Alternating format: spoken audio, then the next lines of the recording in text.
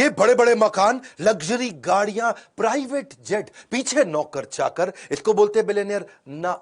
Political, financial, social power, इसको बोलते हैं बिलियनियर ना। आपको क्या चाहिए? Intellectual, mental, spiritual power. एक बात समझ लीजिए, आज गेम चेंजिंग आइडियाज देने वाला हूं। Fast track tool to success. You don't have to be great to start, you have to start to become great. आपको महान होने की जरूरत नहीं, शुरुआत करने के लिए शुरुआत करनी पड़ेगी महान बनने के लिए। नमस्कार, मैं Vivek Bindra, founder and CEO बड़ा बिजनेस.com। आजकल चल रहा हूं फॉर्म में।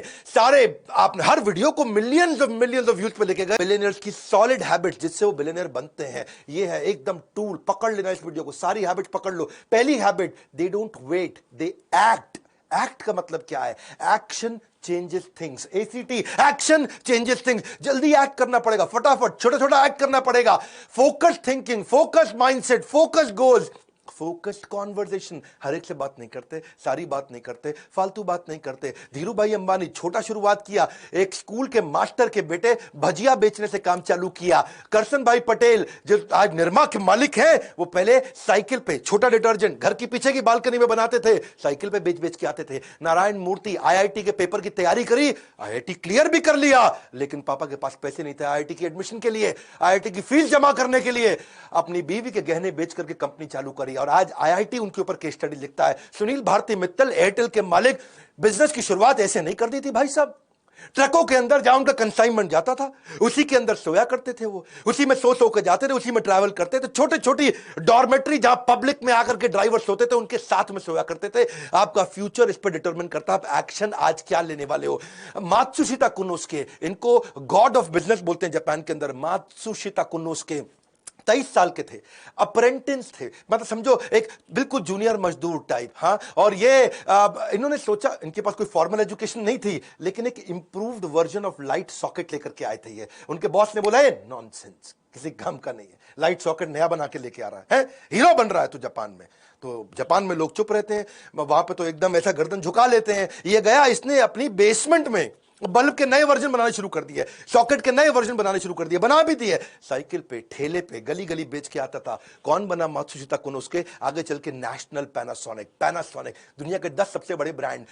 कर्नल सैंडर्स, एक्ट बोल रहा हूं, एक्शन ओरिएंटेड। छोटी शुरुआत कर दो। कर्नल सैंडर 65 साल की उम्र में KFC बनाया, लेकिन 1009 बार उसकी रेसिपी को रिजेक्ट किया गया। 65 साल की उम्र में पहली बार बिजनेस शुरू किया, रिटायर नहीं हुए, रीट्राई किया। एक्ट, हाँ, एक्शन ओरिएंटेड, छोटे छोटे एक्शन लो। ये बड़ी पिक्चर माइंड में रखते थे और छोटे एक्शन लेना शुरू कर देते थे। Don't wait for the good luck to happen, ये है बिलियनियर की हैबिट। ये कोई गुड लक का वेट नहीं करते, पन्ना पहनूं कि मोती पहनूं, ये इनहेरेंटली सोल्यूशन ओरिएंटेड होते हैं। ड्रीम बिग, बड़ा सपना, लेकिन क्या? Start small, most of all start, शुरू कर दे बस। छोटे छोटे एक्शन लेना शुरू कर, बड़े विजन, छोटे एक्शन। दूसरी हैबिट इन सब में कॉमन मिलती है, वो है लेजर शार्प फोकस। लेजर में बड़ी ताकत है भैया, लेजर कैंसर में छेद कर सकता है, लेजर इतना फोकस्ड होता है। इलॉन मस्क, इसकी एक बचपन की कहानी बताता हूं। वो बचपन में ना उसके माँ बाप ने देखा, अरे सुन नहीं पाता है, बिल्कुल सुन नहीं पाता है, हाँ, ये कुछ सोचता रहता है, सुन नहीं पाता है। उसको डॉक्टर के पास ले गए, डॉक्टर ने कहा ऑपरेशन करना पड़ेगा। इलॉन मस्क का बचपन में ऑपरेशन हुआ, कान का ऑपरेशन हुआ, फिर भी देखा सुन नहीं पाता, सोचता रहता है, सुन नहीं पाता। बाद में समझ में आया इसका कान ठीक था भैया। लेकिन जब ये कुछ सोच रहा होता है ना, ऐसे फोकस में रहता है, आप आसपास कुछ भी बोल लो, कुछ भी कर लो, उसको समझ में नहीं आएगा, उसको सुनाई नहीं पड़ेगा, ऐसा फोकस। जब मैंने इलॉन मस्क के बारे में पढ़ा, स्वामी विवेकानंद भी ऐसे थे, उनके ऊपर कभी केस स्टडी बनाऊंगा। हाँ, वो गली के बाहर बैठ के पढ़ रहे थे, लैंप शेड के नीचे। पास में से बारात नाचते गाते चली गई, आज मेरे यार की शादी है, और पूरी बारात निकल गई वहां से। किसी ने आकर के पूछा बाद में, भाई साहब यहाँ कोई बारात निकली? उनको पता ही नहीं चला। करे बारात? कौन सी बारात? वो अपना पढ़ रहे थे। इसको बोलते हैं लेजर शार्प फोकस। कान बंद हो जाते हैं, आंखें बंद हो जाती हैं, कुछ नहीं और सुनाई पड़ता, सारी इंद्रियां पूरी फोकस में चली जाती हैं। इलॉन मस्क कहते थे कि मैं कोई ब्रेक नहीं लूंगा बीच में। हाँ, कहते थे नहीं, कहते हैं पार्किंसन लॉ। पार्किंसन लॉ क्या होता है? ये डेडलाइन ड्रिवन प्रोजेक्ट को काम करने का तरीका है ये लॉ। इसके बारे में कभी मैं आपको पूरा वीडियो बना के दूंगा। Work expand so as to fill in the time available for its completion. मतलब क्या है? अगर कोई काम करने के लिए आपके पास में 1 महीना है तो वो काम 1 महीने में कंप्लीट होगा। 15 दिन है तो काम उतना ही एक्सपैंड होगा कि 15 दिन में खत्म हो जाता है, और वही काम 7 दिन में भी किया जाता है। यानी कि समय उतना एक्सपैंड हो जाएगा जितना आप उसको बता दोगे एक्सपैंड होने के लिए। पार्किंसन लॉ मतलब डेडलाइन दे देगा तो 1 महीने का काम 1 हफ्ते में भी किया जा सकता है। ये तो इलॉन मस्क इतना भयंकर फोकस, ये फर्स्ट प्रिंसिपल में सोचते हैं, जड़ में जाकर के, हर चीज को जड़ में जाकर के जूम इन भी करते हैं, जूम आउट भी करते हैं, डिटेल में भी जाते हैं, बड़ा भी देखते हैं, और ये हो गया इनका फोकस। अब आता है टाइम ब्लॉकिंग, ये तीसरी हैबिट। हर चीज को टाइम ब्लॉक कर दो, उसको ब्लॉक कर दो। If you don't control your schedule will control you. Billionaires की हैबिट्स बता रहा हूं, गेम चेंजर है। आज कुछ नोट्स बना लेना, तुम अपनी जिंदगी में क्या उतारने वाला है। हाँ, नॉनसेंस आदमी की तरह टाइम वेस्ट नहीं करना। मैं बता रहा हूं, मार्क ज़करबर्ग सेम कपड़े सारी जिंदगी पहनता आ रहा है, उसके पास टाइम नहीं है बिल्कुल भी। वॉरेन बफे के पास वही सूट, वही डिजाइनर, वही डिजाइन। वॉरेन बफे के ना बेसिकली एक एमसीडी प्रिंसिपल है। कौन सा प्रिंसिपल? एमसीडी। हाँ, दिल्ली का एमसीडी नहीं बता रहा तुमको, अरविंद केजरीवाल वाला। एमसीडी प्रिंसिपल क्या होता है? वो कहता है तीन चीजें बांट लो, MCD। Must do, can do, don't do. यानी कि जितने भी काम आएंगे रोज के, मस्ट डू वो आज करूंगा ही करूंगा, कैन डू टाइम बचेगा तो कर लूंगा, डोंट डू ये फालतू काम है किसी और को दे दूंगा, मैं तो नहीं करूंगा। इलॉन मस्क ने स्केड्यूलिंग करनी शुरू कर दी, टाइम ब्लॉकिंग। कहता है 5 मिनट का रूल है, एक मीटिंग 5 मिनट से ज्यादा नहीं करूंगा। और मुझको 5 मिनट से ज्यादा लग रहा तो मेरे जूनियर गधा है क्या, मेरा टाइम कैसे ले रहा है। 5 मिनट लगाऊंगा। इलॉन मस्क बिल्कुल फोकस्ड आदमी, उसका टाइम वेस्ट करोगे वो उसी में गुस्सा आता है, किसी बात पे गुस्सा नहीं आता। 5 मिनट दूंगा हर मीटिंग को, 5-5 मिनट के ब्लॉक बना रखे उसने। टू डू लिस्ट नहीं है, टाइम ब्लॉकिंग है। ये ब्लॉक कर दिया टाइम। टाइम ब्लॉकिंग के बाद फिर एकदम हार्ड हो जाता है, कोई और काम नहीं करने वाले, टाइम ब्लॉक कर दिया। Because time is money. आप उन सब को, सारे पीपल को, सारी कॉन्वर्सेशन को जो टाइम वेस्ट करता है अवॉइड करने लग जाते हो, नेटवर्क भी करते हो ग्रोथ ओरिएंटेड लोगों से। टाइम ब्लॉक करने की आदत हो जाती है। फोकस ऑन वन टास्क, उस टास्क को ऐसे करेंगे कि बस उससे अच्छा कुछ नहीं। शिला प्रभुपाद भी बोलते रहे, जब मैं पानी पीता हूं तो मैं पानी ही पीता हूं, बस। बड़ी गहरी लाइन थी। हाँ, कि जब पानी पीता हूं तो मैं पानी ही पीता हूं, इसको बोलते हैं फोकस। अभी पानी पी रहे तो और कुछ नहीं कर रहे हैं उस समय। समय अधिक नहीं चाहिए, उसी समय में अधिक चाहिए। जेफ बेज़ोस कहते हैं, क्या बात बोल दिया यार, मजा आ रहा है सुन करके। समय अधिक नहीं चाहिए, उसी समय से अधिक चाहिए, उसी समय में अधिक चाहिए। प्रोडक्टिविटी, टाइम मैनेजमेंट, एफिशिएंसी, ये क्या कंट्रोलेबल मेजर होते हैं भैया। ये तेरे हाथ में तू कंट्रोल कर सकता है, बता रहा हूं मैं तुझको। हाँ, तेरे को बोल रहा हूं, ध्यान से सुन, इसको तू कंट्रोल कर सकता है। कुछ अनकंट्रोलेबल मेजर है, तुम्हारे माता पिता कौन, तू डिसाइड नहीं कर सकता, पर तू करेगा क्या वो तो तू डिसाइड करेगा ना। टाइम एक फंडामेंटल ऐसा कंस्ट्रेंट है, टाइम निकल जाता है भैया, घड़ी घूमती रहेगी, तू रोक नहीं सकता है। समय दिखाई नहीं देता पर बहुत कुछ दिखा देगा आपको। व्यस्त रहना महत्वपूर्ण नहीं है, क्योंकि चींटियां भी व्यस्त रहती हैं। महत्वपूर्ण यह है कि आप किस कार्य में व्यस्त हैं। ग्रोथ ओरिएंटेड माइंडसेट, इसी को बोलते हैं। आप अपने टाइम को ब्लॉक करने के बहुत तरीके हैं। देखो, पहले तो आप समझो कि क्या आप 2-3 प्रोजेक्ट, 2-3 डिपार्टमेंट, 2-3 कंपनी चला रहे हो? क्या आप हर समय व्हाट्सएप ही देखते रहते हो? क्या आप स्ट्रगल कर रहे हो बिग पिक्चर थिंकिंग के लिए? तो अपने टाइम को ब्लॉक करना शुरू करो, वरना आप उसको you will lose it forever. हाँ, इलॉन मस्क को डर लगता है मेरा टाइम ना निकल जाए। Focus on growth oriented task. Time blocking के बहुत तरीके होते हैं, कभी इस पे वीडियो बनाऊंगा। टास्क बैचिंग होता है। टास्क बैचिंग मतलब एक जैसे टास्क को बैच कर दो, जो एक जैसे सिमिलर काम होते हैं उनको बैच कर दो। एक होता है डे थीमिंग। डे थीमिंग का मतलब है मंडे के दिन थीम बना दिया है, मंडे के दिन पूरा रिव्यू करूंगा और कुछ नहीं करूंगा, ट्यूसडे के दिन पूरा ट्रेनिंग करूंगा और कुछ नहीं करूंगा, वेडनेसडे के दिन पूरा रिसर्च करूंगा, कुछ नहीं करूंगा। क्या मेरा डे का थीम बना दिया आपने। या फिर टाइम बॉक्सिंग। टाइम बॉक्सिंग मतलब बॉक्स बना दिया भैया, इतने में खत्म करना है। 5 बजे से पहले रिसर्च खत्म, 7 बजे से पहले मीटिंग खत्म। इसको बोलते हैं टाइम को अपने बॉक्स करके डब्बा बना के क्लोज कर दिया, इसके अंदर अंदर करना पड़ेगा काम। चौथी आदत क्या है इनकी? Value of money. ये वैल्यूज की वैल्यू करते हैं, पैसे की भी बहुत वैल्यू करते हैं। ऐसा नहीं अरबपति तो कुछ भी कर देंगे। नारायण मूर्ति, सुधा मूर्ति उनका बेटा, और क्योंकि अब बड़े अमीर लोग थे, तो बेटा बोला, मां मेरे को अपने दोस्तों को बर्थडे पार्टी देना, मैं 5 स्टार में होके आया किसी की बर्थडे पार्टी, अरे बड़ा मजा आया मां, मेरे को भी पार्टी देने का। ऐसा सुधा मूर्ति ने बोला, बेटा कितना पैसा लगेगा? उसने बोला, मां 50,000 रुपया लग जाएगा कम से कम। मां बोली, बेटा इतने में तो तेरा ड्राइवर है ना, उसको अगर 20,000 रुपए दे दिया तो उसके बच्चा पढ़ जाएगा पूरा अच्छे से, ये क्यों बर्बाद करता है। मां ने उसको समझाया, एक समोसा ले ले, एक फ्रूटी ले ले, सबको खिला दे, इतने में काम चल जाएगा। वो दुखी तो बहुत हुआ मां से। हाँ, थोड़ा मां को कन्विंस कर लिया, ठीक है चलो समोसा के फ्रूटी के साथ गुलाब जामुन भी दे दूंगा। लेकिन आज वही नारायण मूर्ति का बेटा कहता है, मां सबसे बड़ा पाठ आपने सिखाया। उसने अपने ड्राइवर को भी 20,000 रुपए दिए जिससे उसका बेटा पढ़ सका। मुकेश अंबानी के पास 3 प्राइवेट जेट। अगली कहानी ध्यान से सुनना। ईशा अंबानी लंदन में पढ़ रही थी, वहां दोस्तों पे बिल्कुल ऐसा बोल पड़ी, वहां पे थोड़ा किसी ने उसको छेड़ा, तंग किया, बोला प्राइवेट जेट आएगा मेरा छुट्टियों में मेरे को लेने के लिए। समझ गया, अंबानी की लड़की हूं। ये बात मुकेश अंबानी तक पहुंच गई। मुकेश को लगा यार बेटी में थोड़ा अहंकार आ रहा है, उसने जेट नहीं भेजा। उसने बोला कि जो तुमको पैसे दिए ना वहां जेब खर्ची के, उसी पैसे से पैसा बचा के अपनी टिकट लेके खुद आओगी। और वो पैसा बचाई जब, तो उसके बाद बिजनेस क्लास की टिकट नहीं थी, इकोनॉमी का पैसा बड़ी मुश्किल से बचा, खुद लौट के आई। 1 साल तक पिता ने जेट में नहीं बैठने दिया, बोला वैल्यू सिखाएंगे तुम्हारे को। उनका बेटा था, वो भी एक दिन चौकीदार को कुछ गाली दिया, बोला अंबानी का बेटा बेटा हूं। जब मुकेश अंबानी को बात पता चली, उसने चौकीदार को ढूंढा, पता लगाया उसके बारे में, सारे परिवार को इकट्ठा करके चौकीदार को बुलवाया, वहीं माफी मंगवाई उससे। बोले कि हमारे को वैल्यूज सिखानी है ये, और क्या पैसे की भी वैल्यू और वैल्यूज की भी वैल्यू। बिल गेट्स, अगर आप कहीं सर्वे कर लो ना अपने आसपास के ऑफिस में, तो मोस्ट इंफ्लुएंशियल लोगों में अगर आप पूछो 3 सबसे इंफ्लुएंशियल लोग कौन है, हर आदमी बिल गेट्स का नाम 3 में से एक जरूर ले लेगा। इतना वेल्दीएस्ट आदमी। फोर्ब्स ने जब लिस्ट निकाली, 23 में से 18 बार वो रिचेस्ट मैन बना था वर्ल्ड का। ठीक है, ऑफ कोर्स आजकल नहीं है, आजकल जेफ भैया आगे आ गए, इलॉन भैया आगे आ गए। तो एक बार जो है ना, ये एक सर्वे किया, एक एक्सपेरिमेंट किया कि बिल गेट्स इतना अमीर आदमी है, अगर सड़क पे पैसे गिर जाए उसकी जेब से, तो कितना पैसा होगा कि वो झुक के उठाएगा। क्या कितना पैसा होगा कि वो झुक के उठाएगा। तो बिल गेट्स के साथ ये सर्वे किया गया, तो उसने उसकी नेट वर्थ, उसकी पर्सनल एसेट को कैलकुलेट किया, हिसाब किताब लगा के समझे कि अगर $50,000 अगर गिर जाए, है यानी कि लगभग 36 लाख रुपए गिरा होगा, तब बिल गेट्स के लिए झुकना किसी मतलब कोई वैल्यूएबल होगा कि भाई मैं झुकूं, झुक करके पैसा उठाऊं, क्योंकि यार मैं झुकने में इतना टाइम लग जाएगा, इससे ज्यादा पैसा मैं बिना झुके कमा लूंगा, गिरने दे पैसा, जाने दे पैसा। वो तो ये बोला कि $50,000 अगर एक साथ हो तो उठाएगा, थोड़ा फैला हुआ हो तो फिर वो उसको भी नहीं उठाएगा। क्यों? क्योंकि उतना पैसे वाला आदमी, और इतना पैसे वाला आदमी, अब बताता हूं वो क्या करता है। उसकी बेटी एक बार रेस्टोरेंट गई और वहां जाकर के टिप देके आई $500 की। बेटी टिप देके आई $500 की, पिता भी उसी रेस्टोरेंट में गया और वहीं खाना खाया, उसी टेबल पे खा के आया, वो $5 की टिप देके आया। तो वेटर बोला, आपकी बेटी $500 दिया, आप तो सबसे अमीर आदमी दुनिया के, आपने $5 दिया। उसने बड़ा सिंपल तरीके से बोला, देख भाई, वो दुनिया के सबसे अमीर अरबपति की बेटी है और मैं एक साधारण स्कूल के मास्टर का बेटा हूं। बिल गेट्स का कहना है कि भाई मैं बहुत ज्यादा पैसे इधर उधर कभी भी खर्च नहीं करता, काफी समय तक जिंदगी भर इकोनॉमी फ्लाइट में ट्रैवल किया, ये पैसे की कीमत को समझते, ये नहीं कि अरबपति तो उड़ा देंगे ऐसा। ये सारे के सारे किंगफिशर एयरलाइंस वाले नहीं होते हैं, माल्या।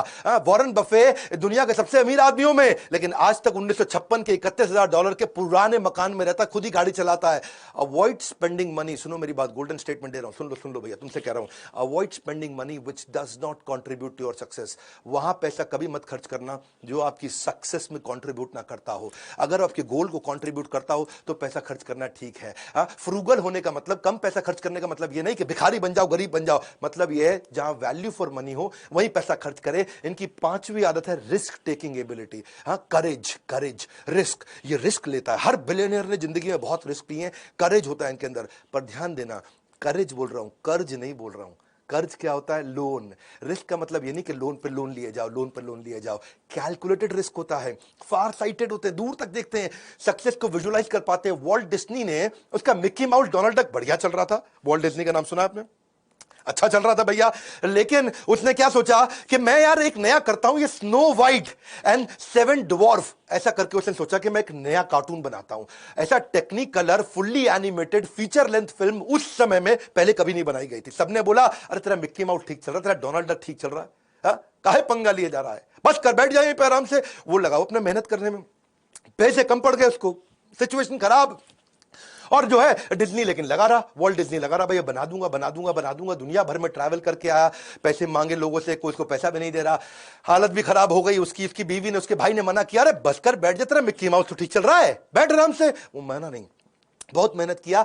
जब पैसा कहीं नहीं मिला तो मकान उसने अपना गिरवी रखा, तब जाकर के पैसा लेके आया, और उसको इतनी बड़ी सफलता मिली कि उसने $1.5 मिलियन लगाया और $8 मिलियन का उसको रिटर्न मिला। बहुत भयंकर रेवेन्यू मिला, पैसा बहुत लगा लेकिन रेवेन्यू मिला। रिलीज करते रहे मूवी, इतनी पॉपुलर होती चली गई मूवी। धीरू भाई अंबानी, जो कि जब बंबई पहुंचे थे ना, तो अपने पड़ोसी मास्टर जी को बोला कि भाई चिट्ठी लिख के दे दो, तुम्हारा बेटा चौल में रहता है, झोपड़ी के अंदर मुंबई की, मेरे को भी उस चौल के अंदर उसको बोलो चिट्ठी लिख के दे दो कि मुझे रहने के लिए जगह दे दे। उस चौल के अंदर जाकर के अपने पड़ोसी मास्टर के बेटे के घर के अंदर जाकर के रहते थे। धीरू भाई अंबानी ने जब टेक्सटाइल की मिल चालू करनी थी ना उन्होंने, तो लोगों ने बोला कि भाई, अब बिजनेसमैन बन रहे थे, वो बन चुके थे, लोगों ने बोला सेकंड हैंड ले ले, पुरानी ले ले, उसको ठीक कर लियो ना।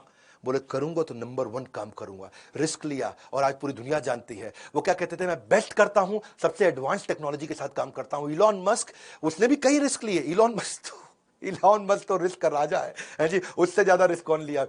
जब स्पेसएक्स की बात किया कि मैं जाऊंगा अंतरिक्ष के अंदर, नील आर्मस्ट्रॉन्ग जो सबसे पहले गए थे चांद पे, जिसकी बात हमेशा की जाती है, नील आर्मस्ट्रॉन्ग आज तक इसका मजाक उड़ाता रहा।